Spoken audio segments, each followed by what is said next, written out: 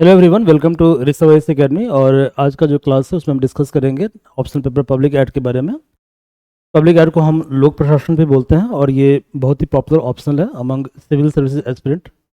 Okay, popular होने की वजह यह है कि जो पब्लिक एड है, एक तो बहुत हद तक आपका जो जॉब प्रोफाइल है उससे मिलता जुलता है। सेकंड ये है कि जो जीएस पेपर 1, 2, 3, 4 है और जो एसए पेपर है इसमें बहुत ज़्यादा ये हेल्पफुल होता है। तो हम जब सिलेबस को डिस्कस करेंगे तो बीच बीच में आपको हम बताते जाएंगे कि देखिए ये कैसे, मतलब जीएस के पेपर से ये जो पर्टिकुलर ऑप्शनल पेपर है कैसे ये इंटर लिंक्ड है, इसके बारे में हम लोग बीच बीच में चर्चा करते रहेंगे। ओके, तो पहले थोड़ा हम एग्जाम के पैटर्न के बारे में बात कर लेते हैं। एग्जाम का पैटर्न कैसा होता है, तो आपको पता है कि हर एक ऑप्शनल जो पेपर होता है उसका दो विभाग होता है, दो पार्ट होता है, दो सेक्शन होता है, सेक्शन ए और सेक्शन बी। क्लियर है? और हर एक जो ऑप्शन है उसका वेटेज कितना होता है, उसका वेटेज होता है 250 मार्क्स। तो आज हम बात करेंगे पेपर 1 के बारे में और फिर हम नेक्स्ट क्लास में बात करेंगे पेपर 2 के बारे में। ओके, देखिए सबसे पहले क्या होता है कि जैसे क्वेश्चन जो है, क्वेश्चन इसका डिवीजन दो सेक्शन में होता है, दो विभाग में इसको बांटा जाता है। तो सेक्शन ए और सेक्शन बी, इस दो पार्ट में क्वेश्चन का डिवीजन होता है। सेक्शन ए के अंदर 4 प्रश्न होते हैं, question number 1, question number 2, question number 3, question number 4। और ऐसे ही सेक्शन बी के अंदर 4 प्रश्न होते हैं, 5, 6, 7 और 8, ये 4 प्रश्न होते हैं। जो क्वेश्चन नंबर 1 है इसका 5 पार्ट होता है, ए, बी, सी, डी और ई। और सिमिलरली क्वेश्चन नंबर 5 का भी 5 पार्ट होता है, ए, बी, सी, डी, ई। तो ए टू लेकर, ए से लेकर ई तक।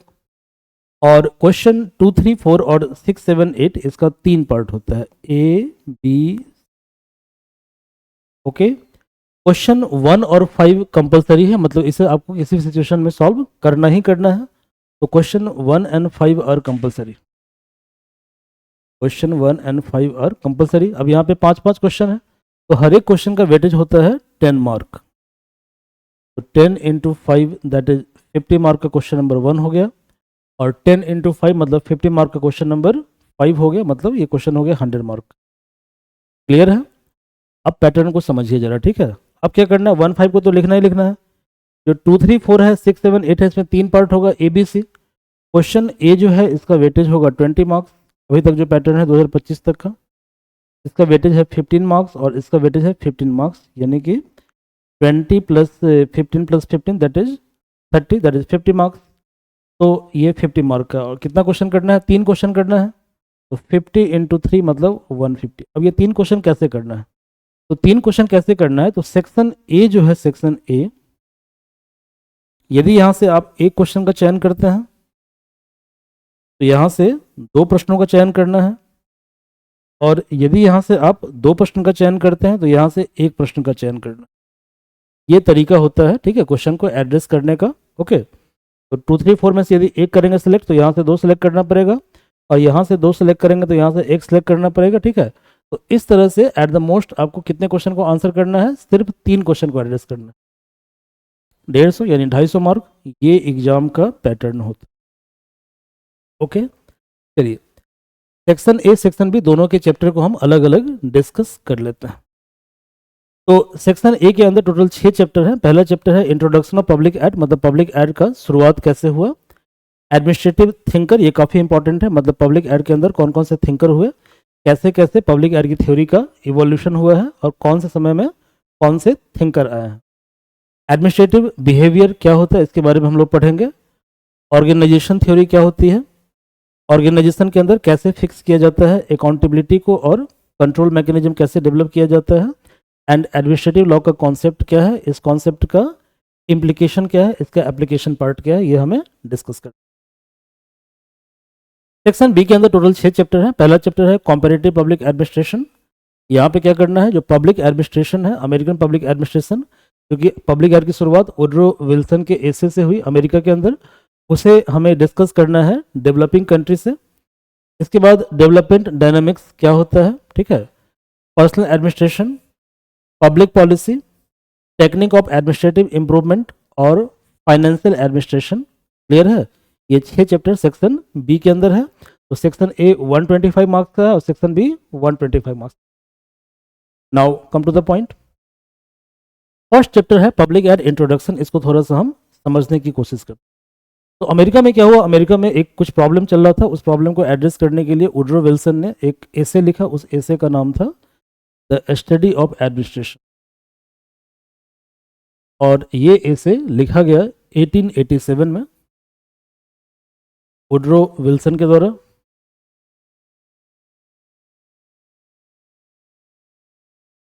वुडरो विल्सन के द्वारा। तो यहाँ से शुरुआत होती है पब्लिक एडमिनिस्ट्रेशन के थ्योरी की, ठीक है। तो सबसे पहला जो लाइन लिखा हुआ है सिलेबस के अंदर वो लिखा हुआ है कि what is the meaning, scope and significance of public administration, Wilson's vision of public administration. मतलब कि विल्सन का जो एसे था द स्टडी ऑफ एडमिनिस्ट्रेशन, उसमें पब्लिक एड के बारे में क्या क्या एडलॉजी था, क्या क्या चीज़ें लिखी हुई थी। इवोल्यूशन ऑफ डिसिप्लिन, मतलब पब्लिक एड कितने फेज में डेवलप हुआ है, तो पब्लिक एड टोटल 6 और 5 फेज में डेवलप हुआ है। तो एक क्लासिफिकेशन जो है वो निकोलस हेनरी का है। सेकंड है हिस्टोरिकल इवोल्यूशन और क्लासिफिकेशन। तो पब्लिक एड को हम 6 पैराडाइम में 6 एज में डिवाइड करते हैं, ये हमें डिस्कस करना है, ठीक है। जिसमें पहले एज की शुरुआत होती है क्लासिकल एरा, फिर बाद में आता है ह्यूमन रिलेशन अप्रोच, और फिर बाद में आता है कंटेम्पोररी एरा, ठीक है। तो क्लासिकल एरा का मतलब ये होता है कि पब्लिक एड में एफिशिएंसी लाने का जो तरीका होता है, पब्लिक एड का मेन पर्पस ये होता है कि कैसे हम एडमिनिस्ट्रेटिव सिस्टम को एफिशिएंट बनाएं, ये उसका मेन पर्पस है। क्लियर है। तो पब्लिक एड का जो एरा है, युग है, इसको हम 3 एरा में डिवाइड करते हैं। ये बहुत ज़्यादा महत्वपूर्ण है, इंपॉर्टेंट है। तो पहला जो एज है, ठीक है, वो है आपका, पहले था रूल ऑफ थंब, तो इसको रिप्लेस किया गया एक नई थ्योरी के द्वारा, इसको बोलते हैं साइंटिफिक मैनेजमेंट। यानी हर एक काम करने का एक साइंटिफिक तरीका होता है, साइंटिफिक मैनेजमेंट। इसी को हम क्लासिकल थ्योरी भी बोलते हैं। बट क्लासिकल थ्योरी में एफिशिएंसी लाने का तरीका ये था कि मैन एक मशीन होता है, मैन से तुम जितना आवर काम कराओगे उतनी ज़्यादा एफिशिएंसी आएगी। प्रैक्टिकली ऐसा होता है, प्रैक्टिकली ऐसा नहीं होता है। You are preparing for civil services, तो ओल्ड अप्रोच ये था कि आपको 18 से 20 घंटा पढ़ना है। क्लियर है। बट 18 से 20 घंटा पढ़ाई करोगे तो तुम इंटरटेन कर पाओगे, नहीं कर पाओगे, तुम्हारा हेल्थ क्या होगा, खराब हो जाएगा। तो क्या तुम यूपीएससी के लिए परफॉर्म कर पाओगे, नहीं कर पाओगे। यूपीएससी एक मैराथन है, तो मैराथन का मतलब क्या है कि आराम से पढ़ना है, 6 से 8 घंटा पढ़ना है, बट डेली पढ़ना है 2 से 3 साल के लिए। और आपका वर्क का तरीका काफ़ी ज़्यादा स्मार्ट होना चाहिए, मतलब कि आपको इन्जॉय भी करना है, पढ़ाई भी करना है, ठीक है, खेलकूद भी करना है। तो हर एक्टिविटी को बैलेंस करना है। ओके, ये मोटो होना चाहिए, ये तरीका होना चाहिए सिविल सर्विस की तैयारी करने का, ठीक है। तो क्लासिकल एरा के बाद आता है ह्यूमन रिलेशन अप्रोच। तो यहाँ पे बोला जाता है कि नहीं नहीं भैया, जो ह्यूमन यदि 18-20 घंटा काम करेगा तो उससे एफिशिएंसी नहीं आएगा, ह्यूमन थक जाएगा। तो क्या करना पड़ेगा, हमें टेक्निक को डेवलप करना पड़ेगा और ह्यूमन माइंड का ज़्यादा यूज करना पड़ेगा, ठीक है। That is decision making. Okay, तो ब्यूरोक्रेट का मेन टास्क क्या होता है, if tomorrow you will become bureaucrat, आपका मेन टास्क क्या है, पब्लिक पॉलिसी बनाना, डिसीजन लेना, ठीक है। कंट्री के जैसे इंडिया है, ठीक है, इंडिया के अंदर प्रॉब्लम क्या है, अनएम्प्लॉयमेंट, कैसे इसको एड्रेस अप करेंगे। इंडिया के अंदर इशू क्या है कि इंडिया को कैसे हम मॉडर्न सोसाइटी के अंदर डेवलप करेंगे, कैसे इंडिया के अंदर एजुकेशन को हम काफ़ी ज़्यादा फंक्शनल बनाएंगे, ठीक है। तो ये सब क्या है, चैलेंज है। तो इन चैलेंज को एड्रेस कैसे किया जाएगा, जब एडमिनिस्ट्रेटिव सेटअप जो है काफ़ी ज़्यादा एफिशिएंट होगा। तो उनका जो मेन टास्क है वो क्या टास्क है, उनका मेन टास्क है डिसीजन लेना, राइट डिसीजन लेना। क्लियर है। तो यदि हम राइट डिसीजन लेंगे तो सिस्टम क्या होगा, एफिशिएंट हो जाएगा। यदि डिसीजन हमारा रॉन्ग ले लिया गया, ठीक है, तो सिस्टम क्या होगा, इनएफिशिएंट हो जाएगा। ये मॉडर्न थ्योरी है। तो पहले क्या हुआ, पहले हुआ क्लासिकल थ्योरी कि मैं पहले था रूल ऑफ थंब, कोई थ्योरी नहीं था, ठीक है। बाद में आया साइंटिफिक मैनेजमेंट, मतलब हर काम को करने का एक साइंटिफिक तरीका होता है। फिर आया क्लासिकल अप्रोच उसी को बोलते हैं, ठीक है, क्लासिकल एरा को, पुराने अप्रोच को, ट्रेडिशनल ऑर्थोडॉक्स स्कूल को।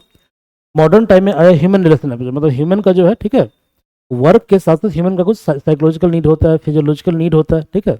तो जब तक वो नीड फुलफिल नहीं होगा, ह्यूमन मोटिवेट नहीं होगा। तो ह्यूमन को मोटिवेट करना है, ह्यूमन को बूस्ट करना, उसके अंदर मोरल लेकर आना है। ओके, फिर आया डिसीजन मेकिंग, तो इसको बोलते हैं मॉडर्न थ्योरी और इसको बोलते हैं ट्रेडिशनल थ्योरी। ओके, तो इसी को हम बोलते हैं इवोल्यूशन ऑफ पब्लिक एडमिनिस्ट्रेशन, ठीक है। तो evolution of discipline and it's present status, new public administration. 1970 के आसपास क्या हुआ, America was facing crisis. Clear है, क्राइसिस को फेस कर रहा था। और उस क्राइसिस का सॉल्यूशन ना ही पब्लिक एड के थिंकर के पास था और ना ही इस सॉल्यूशन का इस क्राइसिस का सॉल्यूशन पॉलिटिकल साइंस के थिंकर के पास था। तो इस केस में क्या हुआ कि पब्लिक एड ग्रुप के अंदर से ही जो यंग स्कॉलर्स है, ठीक है, अंडर द लीडरशिप ऑफ वर्ल्डो, ठीक है, वर्ल्डो, ओके, ड्वाइट वर्ल्डो या वाइट वर्ल्डो, ये लोग क्या हुआ, ये लोग एक जगह है सिरैकस यूनिवर्सिटी, ओके, वहाँ पे ये लोग क्या हुआ, अपने आप को गैदर किया और इन्होंने नई थ्योरी को डेवलप किया। इसी को हम बोलते हैं न्यू पब्लिक एडमिनिस्ट्रेशन। ये हमें डिस्कस करना है। पब्लिक चॉइस अप्रोच, इसका मतलब ये हुआ कि अब जो वर्ल्ड है ग्लोबलाइज है, तो ग्लोबलाइज वर्ल्ड के अंदर मार्केट का ट्रेंड कैसा होना चाहिए, इसको बोलते हैं पब्लिक चॉइस अप्रोच, ठीक है।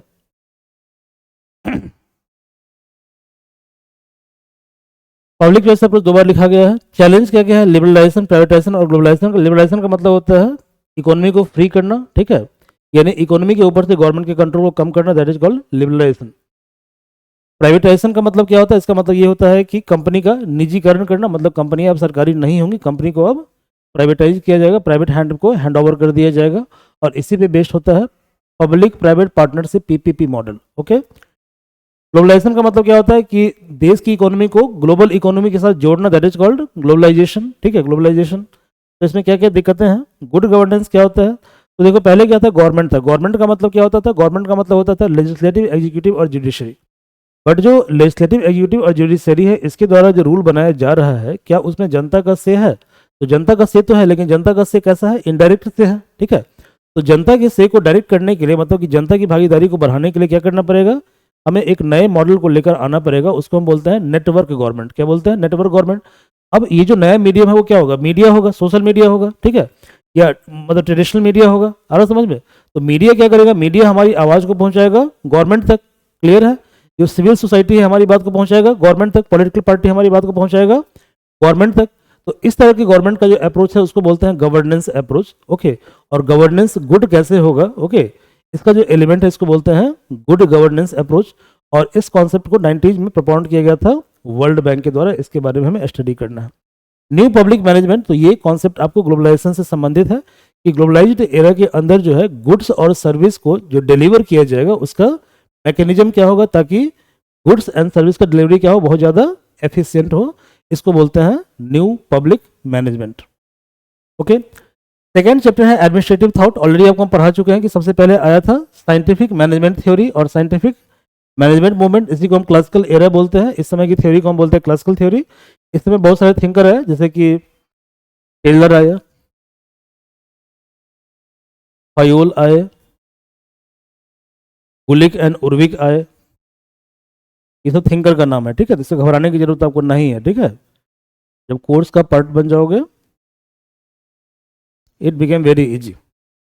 इसके बाद इसी समय ब्यूरोक्रेटिक थ्योरी आया, तो कार्ल मार्क्स के स्टडी से बहुत ज़्यादा इंस्पायर्ड थे मार्क्स, वेबर, ओके। तो वेबर ने पहला ब्यूरोक्रेटिक मॉडल दिया, लेकिन ये जो ब्यूरोक्रेटिक मॉडल है, ठीक है, ये थोड़ा सा क्लासिकल है, ऑर्थोडॉक्स है। तो फिर क्या हुआ, इसका क्रिटिसिज्म क्या है, और इसके बाद जो नई थ्योरी डेवलप हुई ब्यूरोक्रेसी की, that is called post Weberian development, clear है।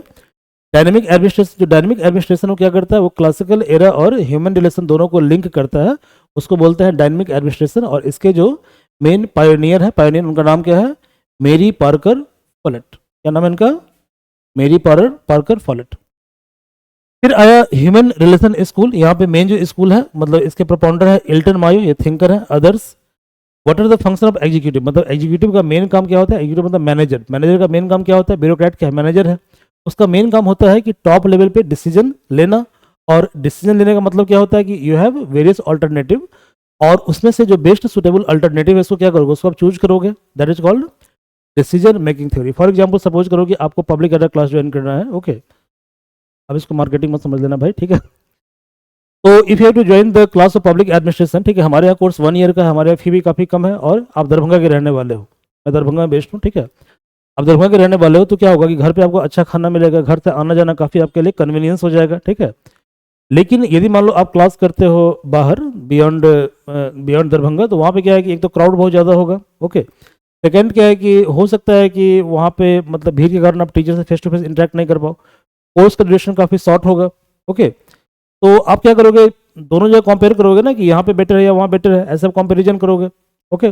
That is called you have various alternative. या आपके पास ऑल्टरनेटिव ऑनलाइन भी है कि घर पे आराम से रजाई में घुस के बैठ के पढ़ाई कीजिए, क्लियर है। तो यानी जब आपके पास बहुत सारा ऑल्टरनेटिव है, उसमें से बेस्ट को चूज करना by calculating every alternatives, pros and cons, that is called decision making. तो पहली बार ये थ्योरी किसने दिया था?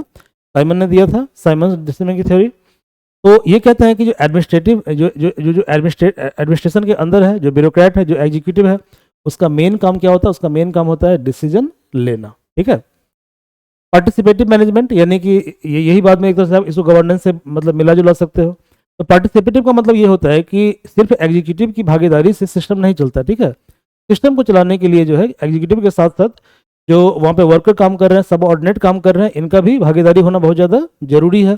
तभी क्या होगा? तभी अप्रोच होगा पार्टिसिपेटिव। तो पार्टिसिपेटिव मैनेजमेंट, इसके मेन थिंकर है आर लिकर्ट, सी आर्गडिस और DMC ग्रेगर। थर्ड चैप्टर है एडमिनिस्ट्रेटिव बिहेवियर, ठीक है। तो जो डिसीजन मेकिंग उसका प्रोसेस क्या होता है, तरीका क्या होता है, यानी process and technique of decision making, ये आपको पढ़ना है। कम्युनिकेशन, कम्युनिकेशन क्या है? बहुत ही इंपॉर्टेंट एडमिनिस्ट्रेटिव थ्योरी है। फॉर एग्जांपल बिहेवियर है, जैसे you have some conflict with your superior, आपके जो बॉस हैं, बॉस, उससे कुछ कॉन्फ्लिक्ट आपका है। तो जब तक दोनों बात नहीं करोगे तो क्या प्रॉब्लम का सॉल्यूशन निकल पाएगा? बताओ, सॉल्यूशन नहीं निकलेगा। तो इस थ्योरी का बहुत ज़्यादा यूज होता है इंटरनेशनल रिलेशन, फॉरेन पॉलिसी को बनाने में, फॉरेन पॉलिसी को बनाने। जैसे हमारे पड़ोसी मुल्क पाकिस्तान है, फूफा जी बने हुए हैं, है ना जी। तो हमारे जो पड़ोसी मुल्क पाकिस्तान है, ठीक है, क्या करते हैं? बेगानी शादी में अब्दुल्ला दीवाना, मैं उनकी बुराई नहीं कर रहा हूँ, मैं उनको, ठीक है, मैं उनको समझाने की हैसियत नहीं रखता, ठीक है। बट मेरा ये कहना है कि जब दो कंट्री आपस में कॉन्फ्लिक्ट करते हैं तो उससे क्या होता है? दोनों कंट्री का नुकसान होता है, क्लियर है। लेकिन जब दोनों कंट्री क्या करेंगे कि दोनों के बीच जो भी कंटेंसेस इशू है, जो भी मतलब कंट्रोवर्शियल इशू है, ठीक है, या जिस इशू को लेकर कंटेंशन है, उस इशू पे बैठ कर उनको बात करनी चाहिए। ओके, तो इससे फायदा क्या होगा? इससे फायदा ये होगा कि दोनों कंट्री के बीच में क्या होगा? एक कोलैबोरेशन एस्टैब्लिश होगा और कोलैबोरेशन से दोनों कंट्री का बेनिफिट होगा। आ रहा समझ में? बट इंडिया का स्टैंड भी राइट है कि भाई जब तक तुम टेररिज्म को खत्म नहीं करोगे, तुम टेररिज्म पे स्ट्रॉन्ग स्टैंड नहीं ले पा रहे हो, तो ऐसे में क्या टॉक करना सही है? टॉक करना गलत है। समझ में आ रहा है?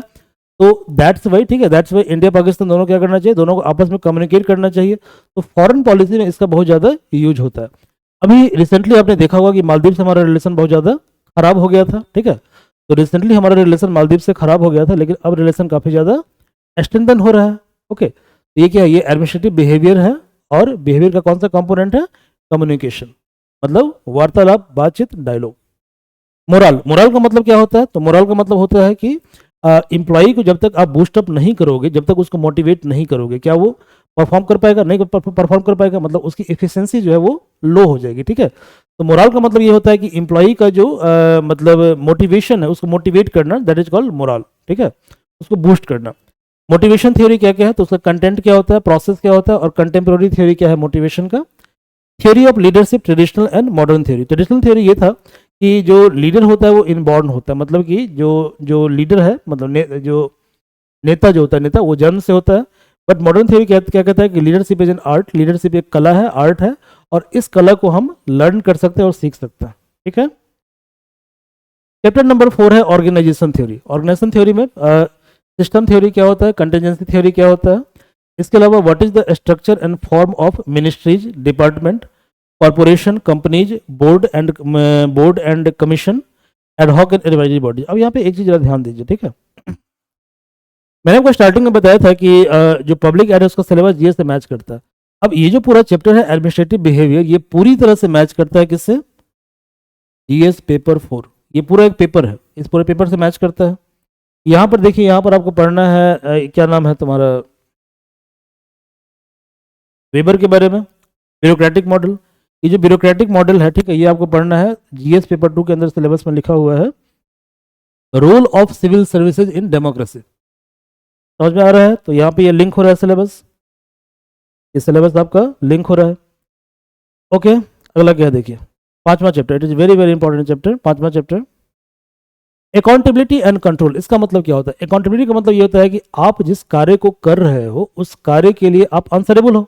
जैसे मान लो आप डिस्ट्रिक्ट कलेक्टर हो और आपने कुछ डिसीजन लिया, तो यदि आपके द्वारा उस डिसीजन के कारण अच्छा होता है तभी आप आंसरेबल हो, और बुरा होता है तब आप ज़्यादा आंसरेबल हो। That is called accountability. Clear है? तो ऐसे ही क्या होता है कि जो मैनेजमेंट सिस्टम होता है वहाँ पे क्या होता है, वहाँ पे जो सब ऑर्डिनेट होता है, ओके, वो सुपीरियर टुवर्ड्स क्या होता है? आंसरेबल होता है। That is called accountability. तो अकाउंटेबिलिटी का सिंपल मतलब ये होता है कि your answerity towards your superior authority, that is called accountability.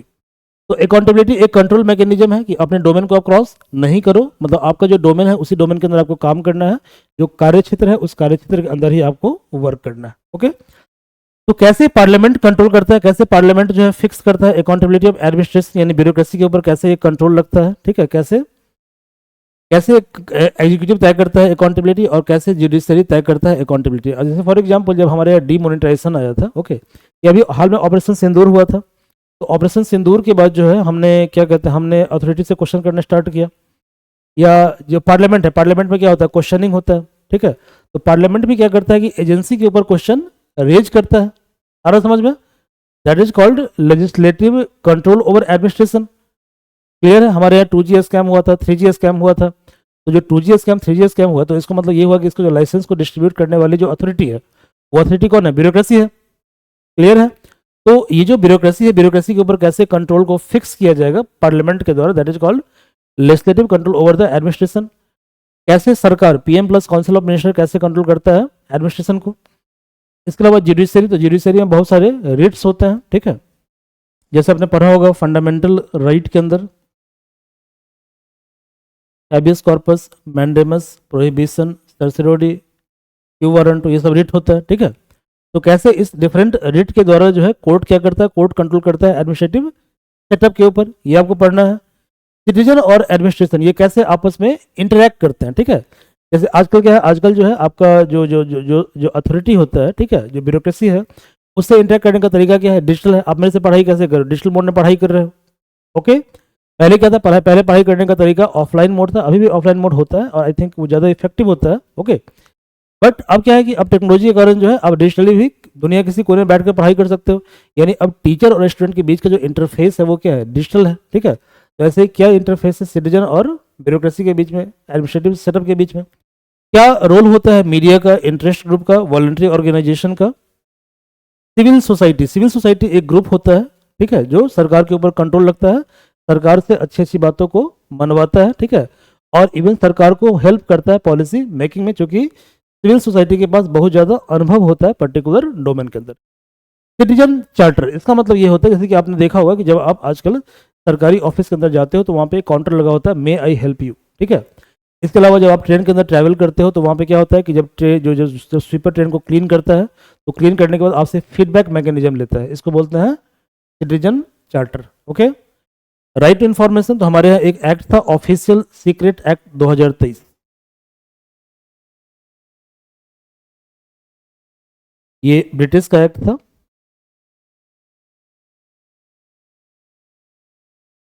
Sorry 1923, very sorry 1923, official secret act 1923 ये एक्ट था। ये एक्ट जो है मतलब आम जनता को मतलब डिबार करता था, रोकता था, प्रिवेंट करता था to question the authority.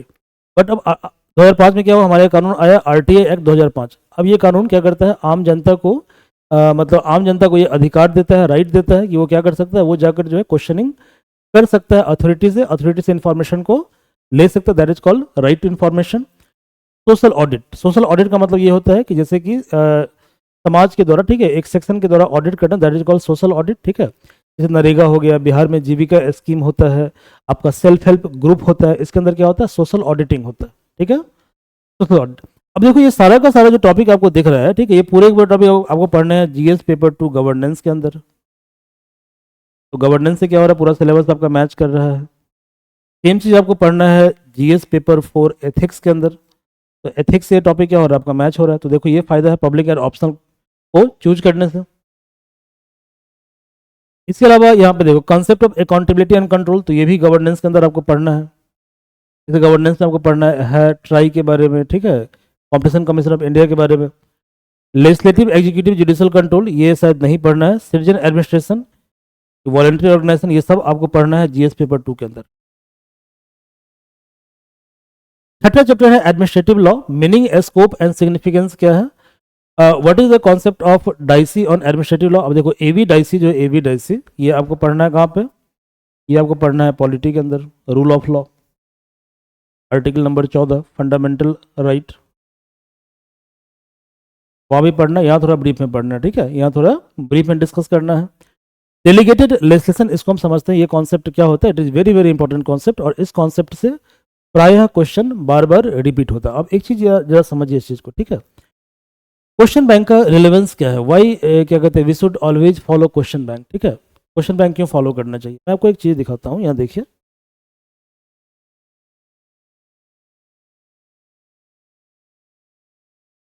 Syllabus में लिखा हुआ है न्यू पब्लिक मैनेजमेंट, ओके। अब ये जो टॉपिक है, ये टॉपिक, ठीक है, इसमें 2023 में एक क्वेश्चन पूछा कि what is new public service, ठीक है, न्यू पब्लिक सर्विस क्या होता है, ये 23 में क्वेश्चन पूछा।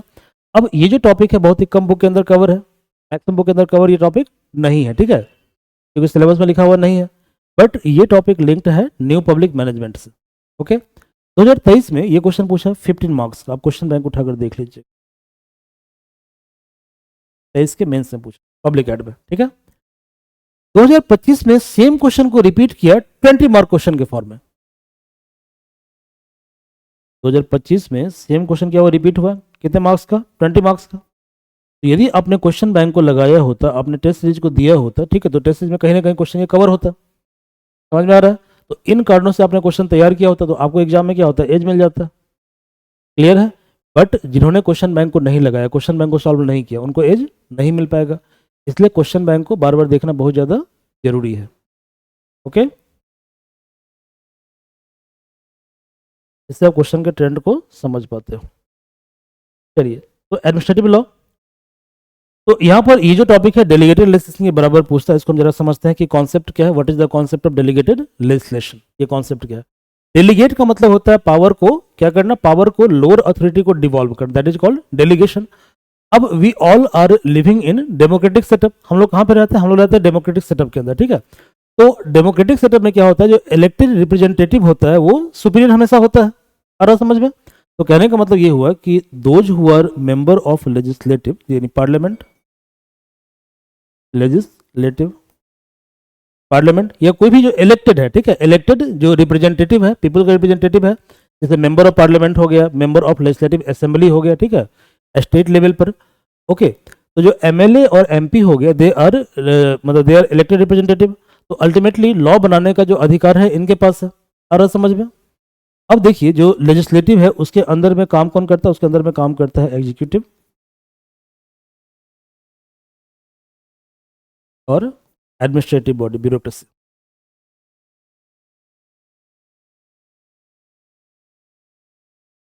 एडमिनिस्ट्रेटिव बॉडी ये अल्टीमेटली वर्क करता है under the legislative, okay. But legislative का कंसर्न क्या होता है कि लेजिस्लेटिव के साथ एक प्रॉब्लम ये होता है कि एक तो काफी बिजी इनका शेड्यूल होता है, सेकंड क्या होता है कि पार्लियामेंट का सेशन जो है और या बहुत सारा लॉट्स ऑफ वर्क होता है, तो इन कारणों से, ठीक है, लॉ मेकिंग का जो प्रोसेस है इस पर ये टाइम कम दे पाते हैं। और सबसे बिगेस्ट प्रॉब्लम ये होता है कि लॉ मेकिंग जो है एक टेक्निकल टास्क है जिसमें इनका एक्सपर्टीज लो होता है। ये मैं नहीं कह रहा, ठीक है, ये बुक के अंदर लिखा हुआ है, ठीक है। तो if someone is politician don't get offended, उसको उनको ऑफेंड होने की आवश्यकता नहीं है, ठीक है। ये बुक के अंदर लिखा हुआ है कि पॉलिटिशियंस आर लेमैन, तो मैंने लेमैन वर्ड यूज नहीं किया, मैंने क्या बोला है कि उनका डोमेन, इस डोमेन में एक्सपर्टीज थोड़ा सा लो होता है, बट इसका मतलब ये नहीं कि सभी का लो होता है। There are many great politician who are doing very great work, उन्होंने काफी अच्छा काम किया है, ओके। तो जो लेजिस्लेटिव है, लेजिस्लेटिव और ब्यूरोक्रेट से एडवांटेज क्या होता है कि ब्यूरोक्रेट से मान लो आप आईएएस बनते हो 24-25 ईयर के अंदर आप आईएएस बनते हो, यानी आपके पास 15-20 साल का काफी वाइड एक्सपीरियंस है। इसके बाद आप सेक्रेटरी के पोस्ट पे जाते हो, क्लियर है। जब आप सेक्रेटरी के पोस्ट पे दिल्ली में जाते हो, आपकी पोस्टिंग होती है, या मान लो कि आप स्टेट के सचिवालय में काम करते हो, एज ए सेक्रेटरी आप काम करते हो, ठीक है। तो ऑलरेडी आपने 20 साल क्या किया, फील्ड में काम किया, तो आपका जो काम करने का डोमेन है वो कंप्लीटली क्या है, आपका डोमेन कंप्लीटली पब्लिक पॉलिसी है, तो ऑब्वियसली आपका एक्सपर्टीज क्या होगा, पॉलिटिशियन से ज्यादा होगा। तो इन कारणों से कई बार लेजिस्लेटिव बॉडी के द्वारा, ठीक है, जो पावर ऑफ लेजिस्लेशन है, लॉ बनाने का जो कार्य है, ठीक है, इसको डिवॉल्व कर दिया जाता है लोअर अथॉरिटी को, और इसी को हम क्या बोलते हैं, इसी को हम बोलते हैं डेलीगेटेड लेजिस्लेशन। तो आई थिंक आपको समझ में आ गया होगा what is the concept of delegated legislation, तो ये आपको पढ़ना है, ठीक है, ये काफी इंपॉर्टेंट टॉपिक है, इससे प्रायः क्वेश्चन रिपीट होता है, ओके। अगला टॉपिक है एडमिनिस्ट्रेटिव ट्रिब्यूनल, इसका मतलब क्या होता है, ठीक है, व्हाट इज एडमिनिस्ट्रेटिव ट्रिब्यूनल। तो देखिए हमारे यहाँ कॉन्सेप्ट क्या है कि जैसे हमारे यहाँ जो है जुडिशरी जो है, जुडिशरी, ठीक है, वहां नंबर ऑफ पेंडेंसी बहुत ज़्यादा है, नंबर ऑफ पेंडेंसी बहुत हाई है। पेंडेंसी का मतलब क्या हुआ कि जो बैकलॉग है केस का बहुत ज़्यादा है। आ रहा समझ में?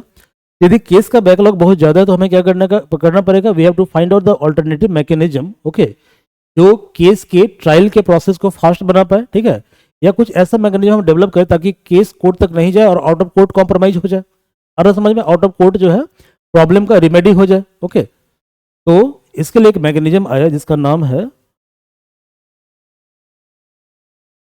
ऑल्टरनेटिव जुडिशियल ट्रिब्यूनल, या ऑल्टरनेटिव जुडिशियल मैकेनिज्म। क्या है ये?